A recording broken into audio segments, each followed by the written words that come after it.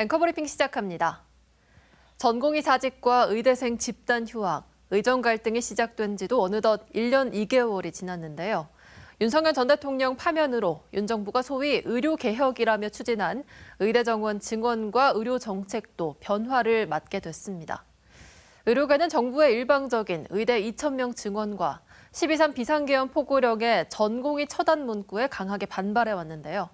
그동안 의정 갈등 국면에서 정부와 의료계 대표단체인 대한의사협회 간에는 제대로 된 공식 대화가 없었습니다. 의협은 윤 전 대통령 파면을 기점으로 대화의 가능성도 여는 한편 투쟁도 내세우며 투트랙 전략을 짜는 모습입니다. 의협은 정부와 국회를 향해 의료 정상화를 위한 논의의 장을 마련해 줄 것을 요청했습니다. 이와 함께 2026학년도 의대 모집 규모는 증원 이전인 3,058명으로 조기 확정할 것을 요구하고 있습니다. 한편 교육부는 모든 의대생이 복귀할 경우 2026학년도 모집 인원을 증원 이전 수준인 3,058명으로 동결하겠다고 밝혀왔는데요. 전원 복귀 기준을 단순 등록률이 아닌 학생들의 실질적인 수업 참여로 판단하겠다는 입장입니다. 의대 모집 인원 결정은 앞으로도 쉽지 않을 전망입니다. 2027학년도 의대 입학 정원부터는 의료인력 수급 추계위원회에서 숫자를 결정하게 됩니다.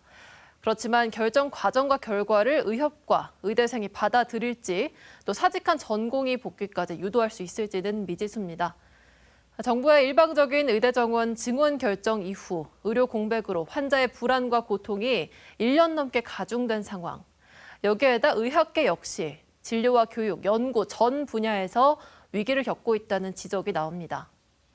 조기 대선 전국에서 각 당의 후보들은 의료 개혁과 관련한 공약을 내놓을 것으로 예상되는데 차기 정부의 의료 정책은 일방적인 추진과 소모적인 논쟁에서 벗어나 지역과 의료 현장에 직면한 현실을 직시해야 합니다. 또 의료 전문가와 현장의 목소리를 담은 대화와 합의를 기반으로 하는 것이 중요해 보입니다.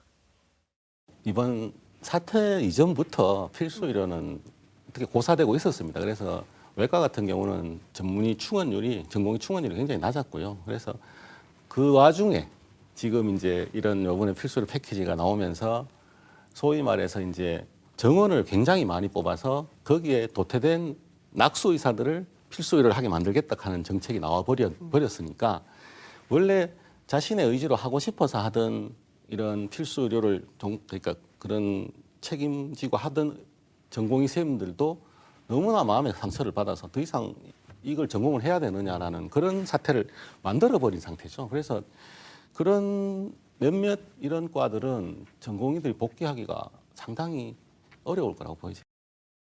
최소 정원 정책을 가져가야 된다. 그러면 그 최소라고 하는 게 도대체 뭐냐? 그러니까 지방 국립대학을 중심으로 해서 지역에서 농어촌 같은 데서 꼭 필요한 의사를 그러한 조건을 걸고 뽑는 것. 예를 들어서 뭐 제주대학교, 경북대학교, 부산대학교 이런 경상대학교 이런 지방 국립대학들에서 뭐 한 해에 한 40명 내지 한 50명 정도를 추가로 뽑되 이 뽑는 인원수는 반드시 지역 의료에 종사하도록 하는 걸로 별도의 모집 트랙으로 별도의 경쟁 트랙으로 뽑는 거죠. 그래서 그분들에게는 이제 추가적으로 장학금도 주고 이렇게 해가지고 졸업하고 나면 한 15년 정도를 반드시 해당 지역에서 근무하도록 하는 이런 조건을 다하는 일종의 한지 의사 제도 같은 게 우리 의료법에도 있거든요.